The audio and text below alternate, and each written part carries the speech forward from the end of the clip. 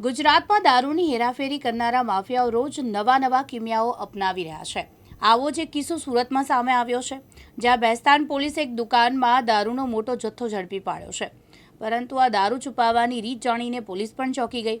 શાતીર આરોપીઓએ પોતાની દુકાનમાં એન્જિન ઓઇલના ડબ્બામાં દારૂ ભર્યો હતો।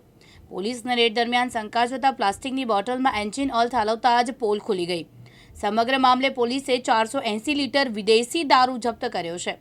બેસ્તાન વિસ્તારમાં બાતમીના આધારે પોલીસે જ્યારે દુકાન પર દરોડા પાડ્યા ત્યારે શરૂઆતમાં કોઈ વાંધાજનક જણાયું ન હતું, પરંતુ પોલીસે જ્યારે વધુ તપાસ કરી ત્યારે તેમને દુકાનમાં પડેલા એન્જિન ઓઇલના ડબ્બા પર શંકા ગઈ।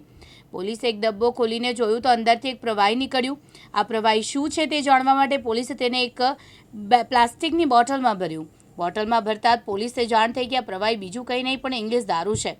દારૂ માફિયાઓએ એન્જિન ઓઇલના ડબ્બાનો ઉપયોગ કરી દારૂની હેરાફેરી માટે કર્યો, જેથી કોઈને શંકા ન જાય। પોલીસે દુકાનમાંથી મોટી માત્રામાં દારૂ જપ્ત કર્યો છે। મુકેશ ગુરવ, દિવ્યાંગ ન્યૂઝ, સુરત।